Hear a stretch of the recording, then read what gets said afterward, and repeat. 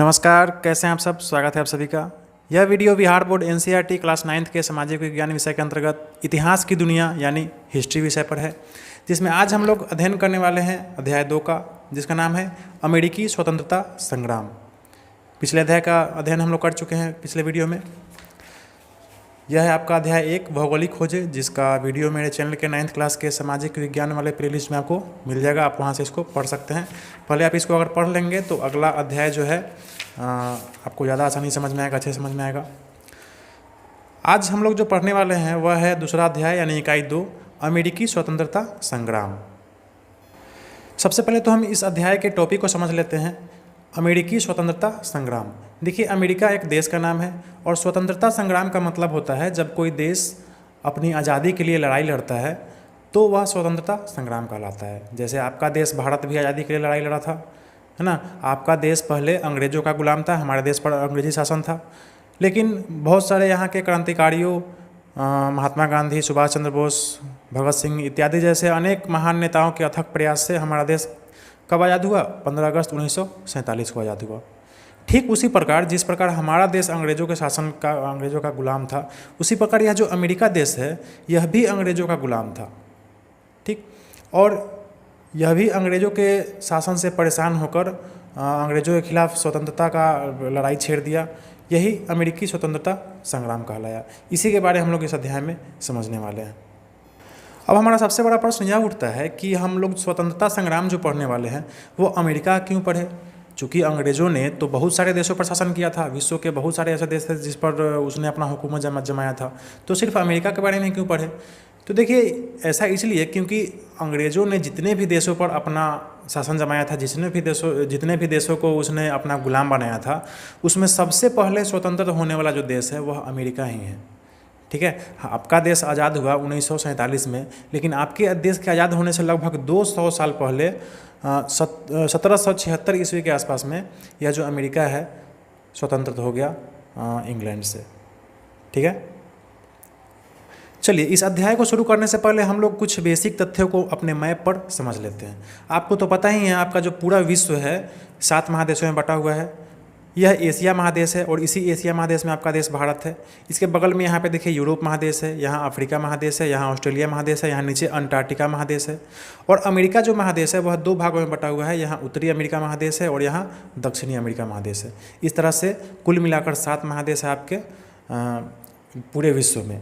ठीक, और जिस अमेरिका का बात हो रहा है, जिस स्वतंत्रता संग्राम अमेरिका का बात हो रहा है, वह अमेरिका इसी उत्तर अमेरिका महादेश में एक देश है जिसका नाम है यूनाइटेड स्टेट्स ऑफ अमेरिका।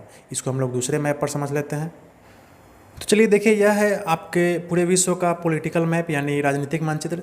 और इस पॉलिटिकल मैप पे आपका भारत देश यहाँ है, एशिया महादेश का एक देश है आपका भारत देश। ठीक, और देखिए अमेरिका 2 महादेश है, यहाँ पे उत्तरी अमेरिका है और यहाँ दक्षिणी अमेरिका है। और उत्तरी अमेरिका का एक देश है जिसका नाम है यूनाइटेड स्टेट्स ऑफ अमेरिका। ठीक, आज के डेट में इसका नाम है। और इसी अमेरिकी स्वतंत्रता संग्राम के बारे में आपको इस अध्याय में पढ़ना है, इसी देश के बारे में। ठीक, यह देश आज के डेट में विश्व में अपनी ताकतवर छवि, विकास और सैन्य क्षमता की वजह से पूरे विश्व में यह प्रसिद्ध है आज। ठीक, और सोचिए इस देश पर भी अंग्रेज़ों ने अपना शासन जमाया था। देखिए इतना छोटा सा देश है इंग्लैंड, यही यूनाइटेड किंगडम लिखा हुआ है, इतना छोटा सा इंग्लैंड देश है और इसने क्या किया, पूरे विश्व पर अपना शासन जमा बैठा था। पिछले अध्याय में तो आप लोग ने जाना ही था कि किस तरह से यूरोप देश के जो लोग थे, यूरोप में जो बहुत सारे देश हैं, यहाँ के लोग पहले काफ़ी चालाक थे, समझदार थे, है ना, और नए नए चीज़ों का खोज कर रहे थे। यानी बाकी सब देशों के अलावा ये लोग काफ़ी समझदार थे। ठीक, और ये लोग पूरे विश्व से व्यापार करना चाह रहे थे, है ना, व्यापार करते भी थे। वो तो बीच में ये लोग रास्ता इनका रोक दिए, इसलिए ये लोग का भारत से व्यापार नहीं हो पा रहा था। ठीक है ना, ये जो यूरोप के देश थे ये लोग भारत से व्यापार करना चाह रहे थे और भारत आ नहीं पा रहे थे बीच में इन देशों के कारण, तो वे लोग समुद्री रास्ते का खोज करने में जुट गए, है ना। ये लोग क्या किए, बड़े बड़े जहाज़ का निर्माण किया और जहाज़ से क्या हुआ, ये लोग समुद्र में उतर गए। ठीक, तो सबसे पहले 1492 में क्रिस्टोफर कोलंबस नाम का एक नाविक था जो इसी स्पेन का था। यहाँ देखिए स्पेन देश है ना, इसी स्पेन का वह नाविक था क्रिस्टोफर कोलंबस। उसने 1492 में अपना जहाज़ उतारा भारत आने के लिए, है ना, उसको भारत आना था। है ना। उसके जहाज़ पर जो भी पैसा खर्चा हुआ था वो सब भारत आने के लिए हुआ था, लेकिन हुआ क्या कि उसका दिशा भटक गया और वह भारत जाने के अलावा बजाय चल गया अमेरिका में, है ना। और उसने अमेरिका का खोज कर दिया। उसने अमेरिका का खोज किया, लेकिन उसको पता नहीं था कि उसने अमेरिका का खोज कर दिया। उसको लगा था कि हम भारत में ही पहुँच गए हैं, है ना।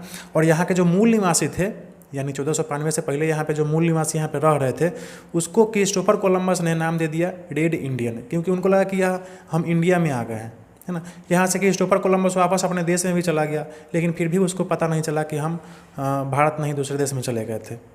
बाद में अमेरिगो वेस्पुच्ची नाम का एक नाविक आया और पूरे अमेरिका महादेश को अच्छे से खोजा। उसी के नाम पर इस पूरे महादेश का नाम अमेरिका पड़ गया। ठीक, तो देखिए 1492 में जब कोलंबस आया, उससे पहले यह जो महादेश है इसके बारे में कोई नहीं जानता था, क्योंकि देखिए यहाँ पे यूरोप है, यहाँ अफ्रीका है, यहाँ हमारा एशिया है। ये लोग आपस में एक दूसरे को जानते थे, चूँकि बीच में बहुत बड़ा यह समुद्र था। देखिए नॉर्थ अटलांटिक ओशियन, यहाँ साउथ अटलांटिक ओशियन है, यह पूरा अटलांटिक ओशियन है, बहुत बड़ा महासागर है, और इसको पार करना ये वे लोग जानते नहीं थे, है ना। इसलिए यह जो महादेश था यह इस पूरे दुनिया से कटा हुआ था, अनजान था। ये लोग के लिए यह देश, यह जो दुनिया था, यह नया दुनिया था। इसलिए कोलंबस ने जब यहाँ पे आया, उसके बाद अमेरिगो वेस्पुच्ची आया, उसके बाद यह जो क्षेत्र है इसका नाम पड़ गया न्यू वर्ल्ड, यानी नई दुनिया। ठीक है। और कोलंबस के पहुँचने से पहले 1492 से पहले इस पूरे महादेश का कोई भी इतिहास मौजूद नहीं है। तो अब देखिए हुआ क्या, जब स्पेन का जो नाविक था कोलंबस यहाँ पे आया, फिर उसके बाद नीदरलैंड का नाविक यहाँ पे आया, फिर उसके बाद फ्रांस के लोग यहाँ पे आए, उसके बाद फिर इंग्लैंड के लोग यहाँ पे आए। धीरे धीरे करते करते इस यूरोप के बहुत सारे देशों के बहुत सारे लोग यहाँ पे आने लगे, है ना। यहाँ पे इस देश में बहुत सारे लोग जो थे जिनको यहाँ पे रहने में दिक्कत होता था, परेशानी होता था, है ना। तो वे लोग भी, बहुत सारे लोग यहाँ से पलायन करके यहाँ आने लगे, क्योंकि यहाँ रहने में आराम था, अच्छा था, है ना। और यहाँ का जो तटवर्ती इलाका था, इन सभी क्षेत्रों में यूरोप देश के लोग यहाँ पे आके भर गए। ज़्यादातर इंग्लैंड के लोग थे। ठीक। अच्छा, आपको तो पता ही है इंग्लैंड जो था यह सब देश में गया व्यापार करने, और व्यापार करते करते सब देश को क्या कर लिया, अपने अधीन ले लिया, यानी सबको अपना गुलाम बना लिया। तो ठीक उसी प्रकार अमेरिका भी अंग्रेज़ का ही गुलाम था। लेकिन चूंकि अमेरिका के जो लोग थे वो यहीं के थे, यानी इसी यूरोप से आए हुए लोग यहाँ पे बस गए थे, तो जाहिर सी बात है यहाँ से जो लोग इतना बड़ा समुद्र पार करके यहाँ आए थे, वे लोग बुर्बक थोड़ी थे, वे लोग समझदार थे, चालाक थे, है ना। वे लोग दूसरे के अधीन में रहना पसंद नहीं कर रहे थे, है ना। वे लोग यहाँ चूँकि आज़ादी से अपना जीवन जिए थे, है ना, तो यहाँ भी चाह रहे थे हम आज़ादी से जीवन जिए। तो इसीलिए स्वतंत्रता का जो पहला बिगुल है यहीं पे फूटा, और यहीं के लोग क्या हुए, स्वतंत्रता संग्राम के लिए आंदोलन किए, और अंग्रेज़ों से ये लोग स्वतंत्र हो गए। ठीक, इसी के बारे में आपको इस अध्याय में पढ़ना है। तो आशा है आपको इस अध्याय से संबंधित आधारभूत जानकारी जो है आपको समझ में अभी आ गया होगा। तो चलिए शुरू करते हैं अपने टॉपिक को। देखिए पहला जो हमारा टॉपिक है वह है कारण, यानी यह जो अमेरिकी स्वतंत्रता संग्राम हुआ उसका प्रमुख कारण क्या क्या था। ठीक, तो देखिए जब पहला कारण दिया है उपनिवेशों में राजनीतिक स्वायत्तता का अभाव। ठीक, वैसे ही देखिए बहुत सारे इसमें कारण है। दूसरा है भौगोलिक दूरी, तीसरा है धार्मिक एवं सामाजिक व्यवस्था में मतभेद, चौथा है देखिए यहाँ पे सप्तवर्षीय युद्ध का प्रभाव, पांचवा है प्रगति विरोधी आर्थिक नीति, छठा है आपत्तिजनक कर, सातवां है इसमें लेखकों एवं प्रचारकों की भूमिका, आठवां है जॉर्ज तृतीय की निरंकुश नीति, और नौवां है तत्कालिक कारण बोस्टन चाय पार्टी। यह जो 9 कारण है यह प्रमुख कारण है जिसके चलते अमेरिका के जो लोग थे वे लोग इंग्लैंड से अलग होना चाह रहे थे, इंग्लैंड से आज़ाद होना चाह रहे थे। ठीक है, तो सबसे पहला जो इसमें कारण है वह है उपनिवेशों में राजनीतिक स्वायत्तता का अभाव। सबसे पहले इसको हम समझ लेते हैं। सबसे पहले तो यह समझिए कि यह उपनिवेश यह क्या है। इसका मतलब होता है कि जब कोई देश किसी दूसरे देश से व्यापार करते करते उस पूरे देश को अपने नियंत्रण में ले लेता है, वही उसका उपनिवेश हो जाता है। ठीक है, कहने का मतलब है कि यह जो देश है इंग्लैंड यूनाइटेड किंगडम, यह तो अमेरिका से व्यापार करने आया था, है ना, यहाँ से यह व्यापार कर रहा था, लेकिन व्यापार करते करते इस पूरे देश पर अपना नियंत्रण जमा लिया। कहने का मतलब है इस पूरे देश का जो भी नियम कानून होता था वह यहाँ से बनता था, है ना, जो भी टैक्स होता था वह सब यहाँ के राजा द्वारा लगाया जाता था। तो कहने का मतलब यह पूरा जो देश है यह इंग्लैंड का उपनिवेश हो चुका था। ठीक, अब देखिए, चूँकि यहाँ के जो भी लोग थे इस अमेरिका के, वो तो यहीं के रहने वाले थे। ज़्यादातर लोग तो इंग्लैंड के ही थे, कुछ फ्रांस के थे, कुछ और अन्य देशों के थे। तो जो भी लोग यहाँ आए थे वह यहीं से आए थे, और जो यहाँ से आए थे तो जाहिर सी बात है चालाक लोग थे, समझदार लोग थे, है ना। वे लोग आज़ादी से रहना पसंद कर रहे थे, और यहाँ का जो शासन प्रणाली था उसमें अपना अधिकार खोज रहे थे, है ना। लेकिन यह जो इंग्लैंड के जो राजा थे वे क्या करते थे, यहाँ का जो भी शासन होता था उसमें यहाँ के लोगों को उसमें मौका नहीं मिलता था। यहाँ का जो भी शासन व्यवस्था था वह सब यहाँ से चलता था, यानी यहाँ के राजा जो चाहते थे वही यहाँ पे होता था, है ना। तो इसके खिलाफ थे ये लोग चाहते थे कि हमारा अपना देश हो, हमारा अपना देश हो जिसमें हम शासन करें, कोई दूसरा देश हमारे ऊपर कोई टैक्स या कोई नियम कानून नहीं थोपे, ठीक है। तो यह जो पहला टॉपिक है, उपनिवेशों में राजनीतिक स्वायत्तता का अभाव, यह आपको अच्छा है समझ में आ गया होगा। हम चलते हैं अगले टॉपिक पर। अगला जो आपका टॉपिक है वह है भौगोलिक दूरी, है ना। इंग्लैंड और अमेरिका की भौगोलिक दूरी काफ़ी अधिक थी, काफ़ी अधिक कहने का मतलब लगभग 6000 किलोमीटर, ठीक। सोच लीजिए, यहाँ है इंग्लैंड और यहाँ है अमेरिका, और चूँकि यह मैप है इसलिए ना टिका दूर लग रहा है यहाँ से यहाँ तक, लेकिन यहाँ से यहाँ तक आने का दूरी लगभग 6000 किलोमीटर था, जो जहाज़ से आने में उस ज़माने में काफ़ी बहुत ज़्यादा परेशानी भरा सफ़र होता था। और बीच में क्या था, बीच में अटलांटिक महासागर था, है ना। तो इसको पार करने में ये लोग बहुत परेशानी होता था। तो कहने का मतलब पूरे अच्छे से नियंत्रण ये लोग, इंग्लैंड के जो लोग थे वो इस पर नहीं जमा पा रहे थे, ठीक। तो यह भी एक कारण था, इसके यहाँ के जो लोग थे उसको मौका मिल रहा था। तो यही है भौगोलिक दूरी। आशा है आपको यह कारण भी समझ में आ गया होगा। हम चलते हैं अगले कारण की तरफ। अगला जो कारण है अमेरिकी स्वतंत्रता संग्राम होने का, वह है धार्मिक एवं सामाजिक व्यवस्था में मतभेद। तो देखिए, धार्मिक और सामाजिक व्यवस्था के बारे में क्या कह रहा है कि उस समय यह जो यूरोप महादेश है, इसमें जो बहुत सारे देश है, इसके लोग लगभग सभी जो लोग थे वह ईसाई धर्म के लोग थे, ठीक, यानी क्रिश्चियन धर्म के लोग थे, ठीक। और यह जो क्रिश्चियन धर्म है उस समय दो भागों में बढ़ चुका था। पहला था कैथोलिक और दूसरा था प्रोटेस्टेंट, ठीक। कैथोलिक लोग जो थे वो लोग पुराने विचारों पर ही चलने वाले थे, और प्रोटेस्टेंट लोग जो थे वो धर्म में सुधार कर नए विचारों को मानने वाले लोग थे, ठीक। जैसे आपके हिंदू धर्म में ही पहले क्या था, सती प्रथा था, यानी पति अगर मर जाए तो उसकी पत्नी को भी क्या कर दिया था, उसी पति के लाश पर जला दिया जाता था, उसको मार दिया जाता था। तो कहने का मतलब यह तो गलत चीज़ था धर्म में, है ना। तो धीरे धीरे क्या हुआ, वह सुधार हुआ, ठीक। तो धर्म में अगर कोई चीज़ गलत है तो सुधार उसका होना चाहिए। तो कैथोलिक लोग जो थे वो लोग पुराने विचारों पर ही चलने वाले थे, लेकिन प्रोटेस्टेंट लोग क्या हुए, धर्म में सुधार कर नए विचारों को मानने वाले थे, है ना। लेकिन यहाँ के जो राजा लोग थे, जैसे इंग्लैंड के और भी अन्य देशों के जो राजा लोग थे, वे लोग इस प्रोटेस्टेंट धर्म को नहीं पसंद कर रहे थे, है ना। और जो भी लोग इसमें इस देश में प्रोटेस्टेंट धर्म को मान रहा था, उन सभी लोगों को यहाँ के राजा क्या किए, निकाल के देश से बाहर कर दिए, है ना। तो जितने भी प्रोटेस्टेंट धर्म के लोग थे वे लोग कहाँ आ गए, वे लोग अमेरिका आके बस गए, है ना। यानी धर्म से जो भी लोग परेशान हो गए थे यहाँ पे, वे सभी कहाँ आके बस गए, अमेरिका में आके बस गए। तो इस तरह से यहाँ से जो भी लोग यहाँ पे आए थे उन लोगों में धार्मिक एवं सामाजिक समरसता विद्यमान थी, है ना। वे लोग ज़्यादा अच्छे थे धर्म के मामले में यहाँ के लोगों से, ठीक, जो इनको एक ज़्यादा मजबूत आधार प्रदान किया स्वतंत्रता की लड़ाई लड़ने के लिए, ठीक है। तो यह जो टॉपिक है धार्मिक एवं सामाजिक व्यवस्था में भेदभाव मतभेद, यह भी आपको अच्छे से समझ में आ गया होगा, ठीक। अब देखिए, अब हम चलते हैं अगले टॉपिक पर। हमारा अगला टॉपिक है 4 नंबर, सप्तवर्षीय युद्ध का प्रभाव। यह सप्तवर्षीय युद्ध क्या था, तो देखिए यह जो सप्तवर्षीय युद्ध था यह इंग्लैंड और फ्रांस के बीच 1756 से 1763 ईस्वी के बीच में हुआ था, ठीक है। आप इसको याद रखेंगे, यह हमेशा जीके में पूछता है सप्तवर्षीय युद्ध कब हुआ था, किसके किसके बीच हुआ था। तो 1756 से 1763 तक किसके बीच में हुआ था, इंग्लैंड और फ्रांस के बीच। अब यह जो सप्तवर्षीय युद्ध हुआ इसका क्या प्रभाव पड़ा, तो देखिए इस युद्ध में फ्रांस की पराजय हुई, है ना। यह जो 7 वर्षों तक युद्ध चला इसमें कौन हार गया, फ्रांस हार गया। अब आप इसको मैप पर समझिए, देखिए यहाँ यह यूरोप महादेश है, यहाँ है इंग्लैंड और यहाँ है फ्रांस, ठीक।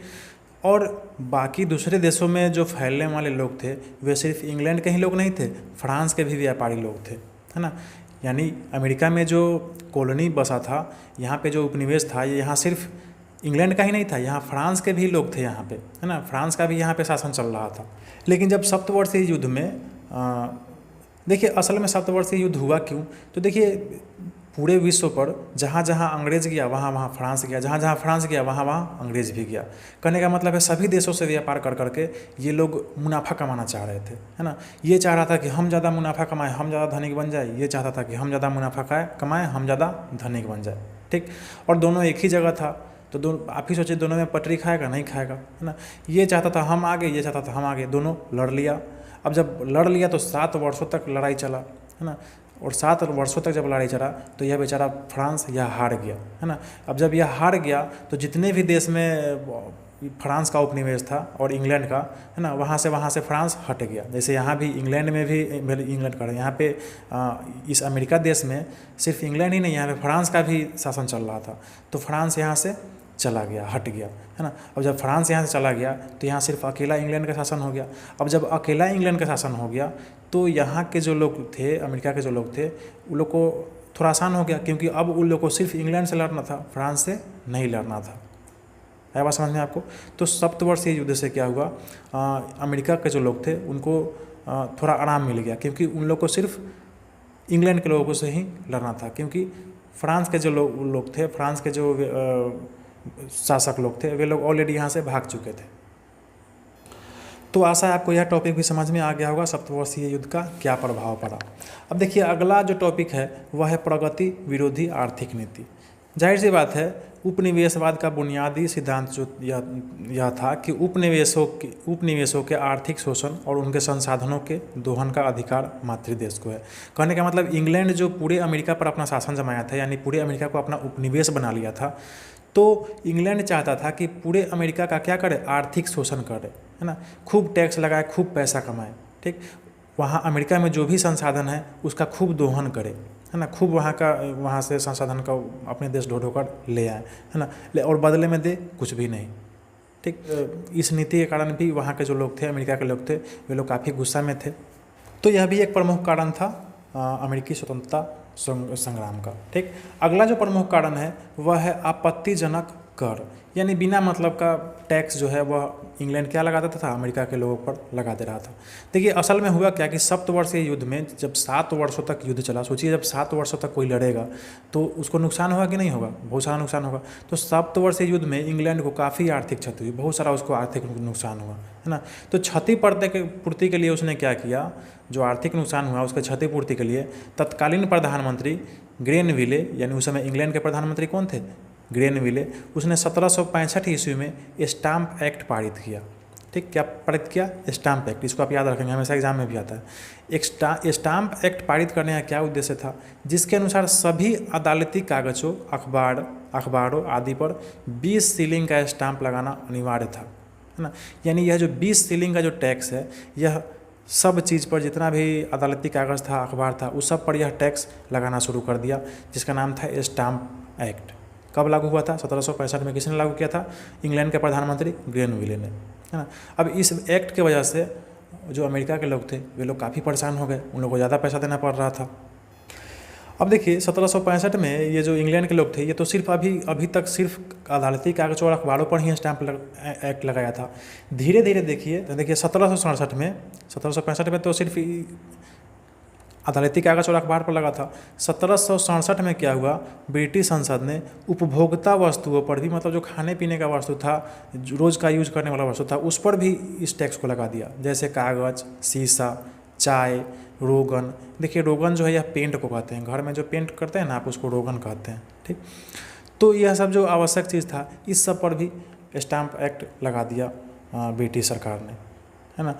अब जब इतना ज़्यादा आर्थिक नुकसान होने लगा अमेरिका का, तो अमेरिका का लोग परेशान हो गया एकदम। वो तो चाह रहा था ये कैसे इंग्लैंड को हम भगाएं यहाँ से, है ना।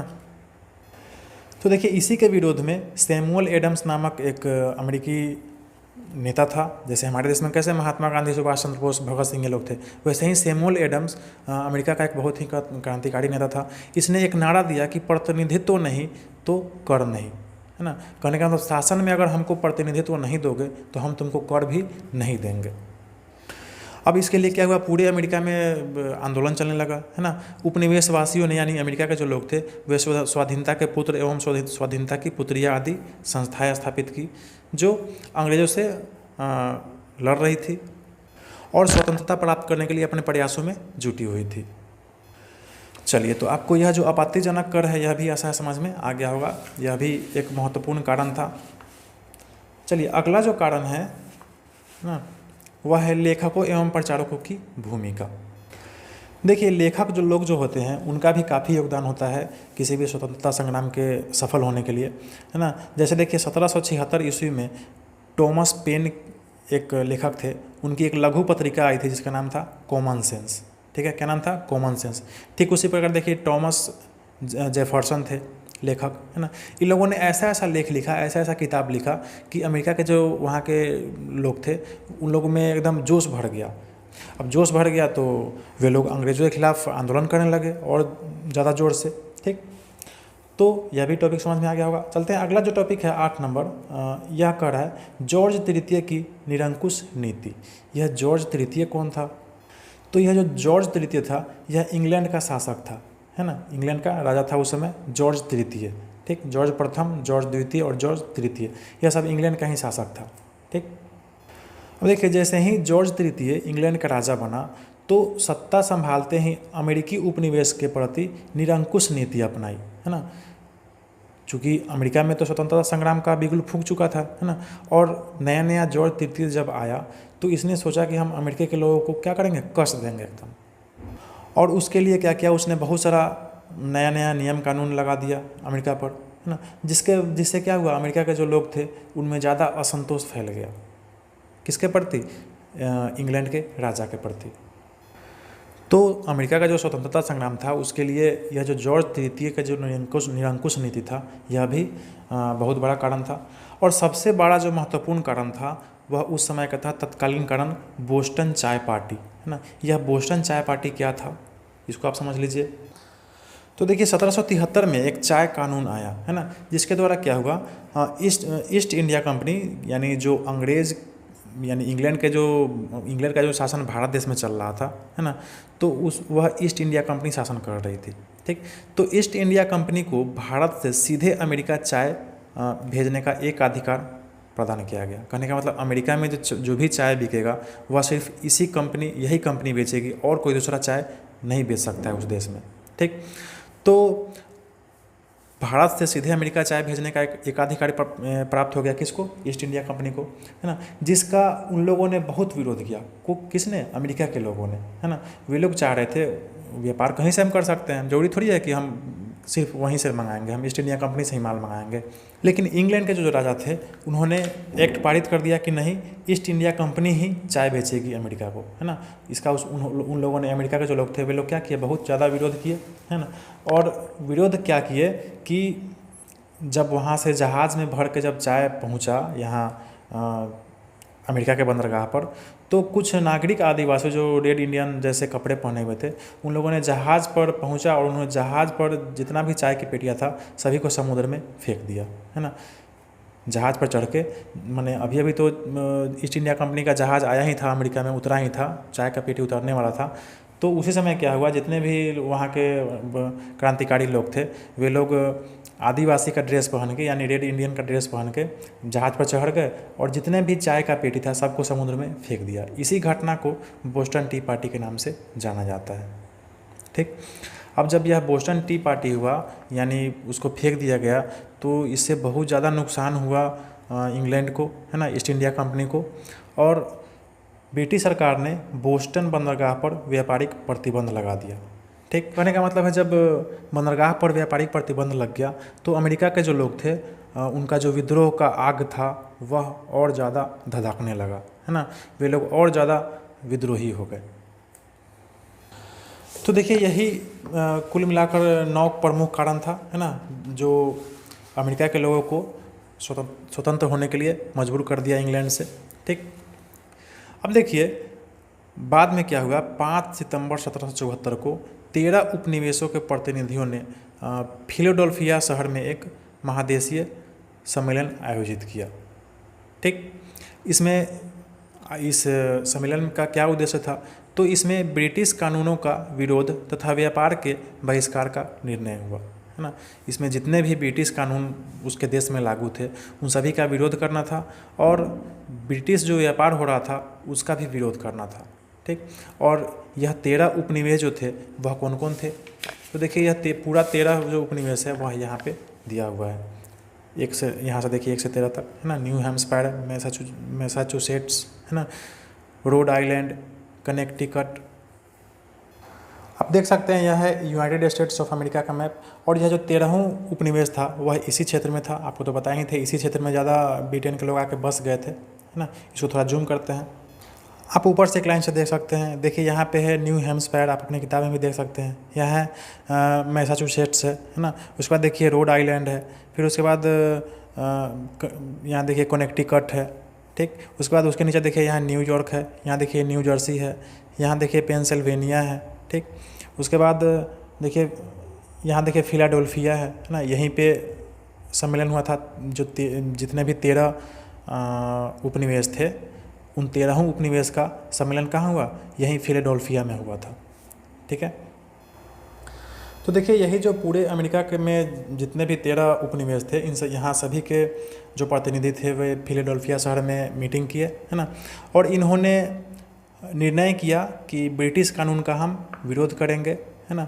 और ब्रिटिश जो व्यापार होता है उसका भी विरोध करेंगे। हमारा अपना देश होगा, हमारा अपना व्यापार होगा, हमारा अपना कानून होगा, ठीक। कब? तो 5 सितंबर 1774 को। अब देखिए पहला जो सम्मेलन हुआ फिलाडेल्फिया में 5 सितंबर 1774 को। उसके बाद संघर्ष हुआ इन लोग का ब्रिटेन के सेना से, है ना। फिर उसके बाद देखिए 4 जुलाई 1776 को, यानी जब फिर 2 साल के बाद फिलाडेल्फिया में ही दूसरा सम्मेलन हुआ। और इसमें अमेरिका के जितने भी 13 उपनिवेश थे उन सभी के प्रतिनिधि भाग लिए, है ना। इसमें टॉमस जेफरसन द्वारा तैयार किया गया स्वतंत्रता का घोषणा पत्र जारी किया। कहने का मतलब है 4 जुलाई 1776 को अमेरिका के जो 13 उपनिवेश के लोग थे वे लोग पूरे अमेरिका को एक नया देश मान लिए और वहाँ स्वतंत्रता का घोषणा कर दिए, है ना, कि हमारा पूरा अमेरिका स्वतंत्र तो हो गया है। अब हम ब्रिटेन का कानून नहीं मानेंगे, इंग्लैंड का कानून नहीं मानेंगे, इंग्लैंड का जो भी दबाव होगा उसको हम नहीं मानेंगे। हमारा अपना देश है, हमको जैसे मन होगा वैसे शासन चलाएंगे, ठीक है। यानी स्वतंत्रता का घोषणा पत्र जारी कर दिया। कब? फिलाडेल्फिया में दूसरे महादेशीय सम्मेलन में 4 जुलाई 1776 को। इसके बाद देखिए अगले पन्ने पे महत्वपूर्ण बिंदु लिखा हुआ है। उस सम्मेलन में जब स्वतंत्रता घोषणा पारित कर दिया गया तो जॉर्ज वाशिंगटन को अमेरिकी उपनिवेश का सेनापति नियुक्त किया गया। इस प्रकार अमेरिकी स्वतंत्रता संग्राम पूरी तरह आरंभ हो गया, जो 3 फरवरी 1783 को पेरिस की संधि द्वारा समाप्त हुआ, है ना। यानी अब जब इंग्लैंड के लोग सोच लिए कि इंग्लैंड के जो राजा थे वे लोग अमेरिका से परेशान हो गए, है ना, अब वे लोग नहीं लड़ना चाह रहे थे, तो अंततः 3 फरवरी 1783 को क्या हुआ? पेरिस की संधि हुआ। पेरिस फ्रांस के शहर में, फ्रांस की राजधानी है पेरिस। यहीं पे अमेरिका के प्रतिनिधि और इंग्लैंड के प्रतिनिधि बैठे और वह जो आंदोलन था वह समाप्त हो गया। यानी अमेरिका जो है एक नया देश बन गया, ठीक। और इंग्लैंड जो था वहाँ से वापस अपना सत्ता छोड़ दिया, ठीक। 1787 में ईस्वी में संविधान का निर्माण हुआ और 1789 ईस्वी को लागू हो गया अमेरिका का कानून, संविधान, ठीक। जॉर्ज वाशिंगटन को प्रथम राष्ट्रपति बनाया गया, ठीक। जब अमेरिका आज़ाद हो गया तो अमेरिका का प्रथम राष्ट्रपति कौन बना? जॉर्ज वाशिंगटन, ठीक है। तो आशा है आपको यह समझ में आ गया होगा। अब देखिए परिणाम में, मतलब जब अमेरिका आज़ाद हो गया तो फिर क्या परिणाम हुआ, है ना, उसके बारे में आपको इसमें समझना है। तो देखिए ब्रिटेन का एक कीमती उपनिवेश हाथ से निकल गया, ठीक। अटलांटिक महासागर के पार संयुक्त राज्य अमेरिका के रूप में एक शक्तिशाली राष्ट्र का उदय हुआ जिसने पूरे विश्व को प्रभावित किया। आज के डेट में भी अमेरिका काफ़ी शक्तिशाली है, ठीक। देखिए अमेरिकी स्वतंत्रता संग्राम का एक तरह से वाणिज्यवादी प्रतिबंधों के विरुद्ध एक विद्रोह था। अतः इसने एडम स्मिथ के लेसेज फेयर यानी मुक्त व्यापार के सिद्धांत को मजबूत किया। देखिए एडम स्मिथ एक बहुत बड़ा दार्शनिक था और बहुत बड़ा अर्थशास्त्री था, ठीक है। इसको अर्थशास्त्री का पिता भी कहा जाता है एडम स्मिथ को, ठीक है। इसी का एक किताब लिखा हुआ है जिसका नाम है लेसेज फेयर यानी मुक्त व्यापार। इसका कहना है कि व्यापार जो है हमेशा क्या होना चाहिए? वो मुक्त होना चाहिए, ताकि उसका फ़ायदा किसको होता है? लोगों को होता है, ठीक। तो एडम स्मिथ का जो लेसेज फेयर का जो सिद्धांत था वह क्या हुआ? मजबूत हुआ, ठीक। अगला है ब्रिटेन की हार के दोष जॉर्ज तृतीय तथा उनके मंत्रियों के मत्थे चढ़ा। आपको तो पता ही है, जॉर्ज तृतीय पढ़े हैं, यह निरंकुश राजा था, है ना। इसने ऐसा नियम कानून थोप दिया कि लोग और ज़्यादा परेशान हो गए, और ज़्यादा स्वतंत्र होने के लिए आकुल हो गए एकदम। देखिए चौथा कारण जो है वह है अमेरिकी स्वतंत्रता संग्राम ने फ्रांस को भी प्रभावित किया। यानी जब अमेरिका स्वतंत्र हो गया तो यह मैसेज फ्रांस में गया। देखिए फ्रांस का भी राजा बहुत निरंकुश था, वहाँ के लोग भी वहाँ के राजा से परेशान थे। ठीक है, तो आगे के अध्याय में आप पढ़ेंगे फ्रांस की क्रांति के बारे में, तो इसको रहने देते यहीं पे। ठीक, फ्रांस का जो क्रांति है अमेरिकी स्वतंत्रता संग्राम से ही इसको आइडिया मिला। उसके बाद देखिए राजनीति में जनता की भागीदारी का मार्ग प्रशस्त हुआ। यानी वहाँ के जो जनता थे, अमेरिका के लोग अपना से चुनते थे कौन उनका राष्ट्रपति बनेगा कौन नहीं बनेगा। ठीक, जनता को धार्मिक एवं अंतःकरण की स्वतंत्रता मिली। ठीक, इंग्लैंड के ऐसा नहीं था कि जो मेरे धर्म को नहीं मानेगा उसको हम देश से निकाल देंगे। जैसे प्रोटेस्टेंट लोगों को क्या किया था, उसने देश से निकाल दिया था और वे लोग कहाँ के बस गए थे, अमेरिका में आके बस गए थे। ठीक, उसके बाद देखिए 7 नंबर में विश्व का प्रथम लिखित संविधान। देखिए यह एक इम्पोर्टेंट जगह, विश्व का प्रथम लिखित संविधान अमेरिका में 1789 ईस्वी में लागू किया गया। विश्व का सबसे प्रथम लिखित हाथ से लिखा हुआ संविधान है जो कहाँ लागू हुआ था, अमेरिका में 1789 ईस्वी में। ठीक है, और इसमें बहुत सारा देखिए महिलाओं को संपत्ति का अधिकार भी मिला है ना, तथा और भी बहुत सारा अच्छा कानून मतलब बनाया गया था उसमें। अब देखिए उसके बाद अमेरिका गणतंत्र बना। यानी अमेरिका जो है उस पर लोगों का शासन हुआ। लोगों का शासन करने का मतलब किसी भी देश में जब लोग अपना हाथ से चुनता है, जैसे आप वोट देते हैं ना, तो वोट देते हैं तो आपका प्रधानमंत्री या मुख्यमंत्री बनता है। ठीक, तो जब देश अपना हाथ से वोट दे के अपना शासक बनाता है तो उस देश को कहते हैं गणतंत्र। ठीक, तो अमेरिका गणतंत्र बना। वहाँ मोंटेस्क्यू के शक्ति के पृथ्वीकरण सिद्धांत को मान्यता मिली। ठीक, मोंटेस्क्यू एक बहुत बड़ा दार्शनिक था जिसने शक्ति का पृथ्वीकरण सिद्धांत दिया था। ठीक है, जो देखिए आपके देश भारत में भी लागू है ना। आपका जो भारत देश का जो भी शक्ति है, पावर है, वह 3 हाथों में है ना, आपको तो पता ही है। विधायिका है, कार्यपालिका है और न्यायपालिका है। ठीक, आप जो नेता चुनते हैं वह विधायिका में आता है, जो जाके क्या करता है, कानून बनाता है। ठीक, अच्छा, जो कानून बनता है उस कानून को कार्यपालिका यानी जनता पर लागू करवाता है। कार्यपालिका के अंदर में आपके डीएम है, एसपी है, जो भी सरकारी कर्मचारी है वो लोग कार्यपालिका में आ गया है ना। अच्छा, जो न्यायपालिका द्वारा जो बात नियम कानून बन गया है और जो कार्यपालिका क्या कर रहा है उसको लागू करवा रहा है, अगर उसको कोई बात नहीं मान रहा है, उसमें कोई गड़बड़ी कर रहा है तो फिर उसके लिए न्यायपालिका है। ठीक, उसको सज़ा देने के लिए, उसको न्याय देने के लिए। तो यही है शक्ति पृथ्वीकरण सिद्धांत। ठीक, इसका मान्यता यह भी अमेरिका में भी यही सिद्धांत भी लागू है। ठीक, उसके बाद देखिए वयस्क मताधिकार लागू नहीं हुआ तथा स्त्रियों को भी मताधिकार से वंचित रखा गया। मताधिकार का आधार संपत्ति को बनाया गया जो उचित नहीं था। यह एक गलत नीति था लेकिन बाद में इसको भी सुधार कर लिया गया। ठीक, इस प्रकार संयुक्त राज्य अमेरिका का गठन एक नए राज्य के रूप में हुआ जिसमें पहली बार लिखित संविधान, शक्ति के पृथक्करण का सिद्धांत, धर्मनिरपेक्षता का सिद्धांत और व्यक्तिगत स्वतंत्रता का सिद्धांत राजनैतिक व्यवस्था के मूल आधार माने गए है ना। इन सिद्धांतों का प्रसार यूरोप में भी हुआ और फ्रांस की राज्य क्रांति ने 1789 में इन्हीं सिद्धांतों मार्गदर्शक सिद्धांतों के रूप में समस्त विश्व के लिए स्थापित किया। ठीक, और इसी का देखा देखी हमारे देश भारत में भी स्वतंत्रता संग्राम का बिगुल ठोक दिया गया था। अब देखिए इसमें आपका अगला टॉपिक है औद्योगिकरण का प्रभाव है ना। देखिए पश्चिमी यूरोप में क्या हुआ था, औद्योगिक क्रांति नवनिर्मित अमेरिकी समाज में प्रवेश कर रही थी। जब अमेरिका में स्वतंत्रता संग्राम चल रहा था उस समय पश्चिमी यूरोप में क्या हो रहा था, औद्योगिक क्रांति नया अभी स्टार्ट हो रहा था है ना, जो अमेरिकी समाज में भी प्रवेश कर रहा था। ठीक, अतः इसके आर्थिक प्रगति की अपार संभावनाओं का उदय हुआ। ठीक, अब देखिए चूँकि अमेरिका जो देश था उसमें पहले से ही कच्चा माल था, वहाँ कच्चा माल का कोई कमी नहीं था। ठीक, औद्योगिकरण के फलस्वरूप किसी को भी प्रोत्साहन मिला, अतः आर्थिक क्षेत्र में अभूतपूर्व उन्नति हासिल हुई। ठीक, अगर आपके देश में कच्चा माल है ना और आपके देश में बहुत सारा फैक्ट्री भी है तो आपको उन्नति करने से कोई नहीं रोक सकता है। ठीक, तो वही हाल अमेरिका के साथ भी हुआ, वहाँ कच्चा माल पूरा था। ठीक, जिसका परिणाम क्या हुआ, एक सशक्त एवं विकसित देश के रूप में संयुक्त राज्य अमेरिका यानी यूनाइटेड स्टेट्स ऑफ अमेरिका का उदय हुआ। ठीक, अमेरिका आज के डेट में काफ़ी विकसित है क्योंकि देखिए आपके देश, आपका जो देश भारत है उसमें कृषि होता है, लेकिन आप लोग जो गाड़ी पर चलते हैं, आप घरों में एलपीजी गैस यूज करते हैं, इसके बाद मोटरसाइकिल पर चलते हैं, तो इस सब के लिए तेल जो होता है वह विदेशों से आता है ना, तो जिसमें बहुत सारा पैसा लगता है। लेकिन अमेरिका जो देश है वहाँ खेती भी होता है, उसका अपना तेल भी है, उसको तेल भी किसी देश से नहीं खरीदना है, उसका अपना फैक्ट्री भी है, हर चीज़ है उसके पास, अपने पास, इसलिए वह बहुत ज़्यादा धनिक है। लेकिन आपके देश का बहुत सारा पैसा जो है वह विदेशों में चला जाता है सिर्फ तेल खरीदने के चलते, क्योंकि तेल आपके देश में होता नहीं है। ठीक, तो इस सब का फ़ायदा हो गया अमेरिका को, जो आज के डेट में क्या है, काफ़ी विकसित देश के रूप में है। ठीक,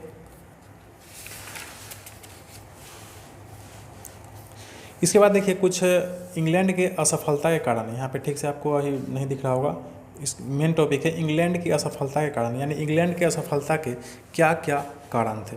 तो सबसे पहला कारण तो यह था कि बहुत ज़्यादा दूर था और बीच में अटलांटिक महासागर था, यानी इंग्लैंड और अमेरिका का दूरी बहुत ज़्यादा था और बीच में क्या था, अटलांटिक महासागर, लगभग 3000 मील था। 3000 मील को आप किलोमीटर मतलब लगभग 6000 किलोमीटर हो जाएगा। ठीक, दूसरा कारण था कि अमेरिका की शक्ति को नज़रअंदाज कर दिया, किसने, इंग्लैंड ने। ठीक, तीसरा था उपनिवेशवासियों में एकता एवं उत्साह था। ठीक, कुछ भी करने के लिए तैयार थे वे लोग अपने स्वतंत्रता के लिए। चौथा था ब्रिटिश सेनापतियों में कुछ सामरिक भूलें की। ठीक, पांचवा था ब्रिटिश राजनेताओं के बीच गंभीर मतभेद थे, है ना। जॉर्ज तृतीय जो था वह काफ़ी निरंकुश राजा था और उसकी हठ धर्मिता की नीति के कारण योग्य एवं अनुभवी नेता सरकार से अलग रहे।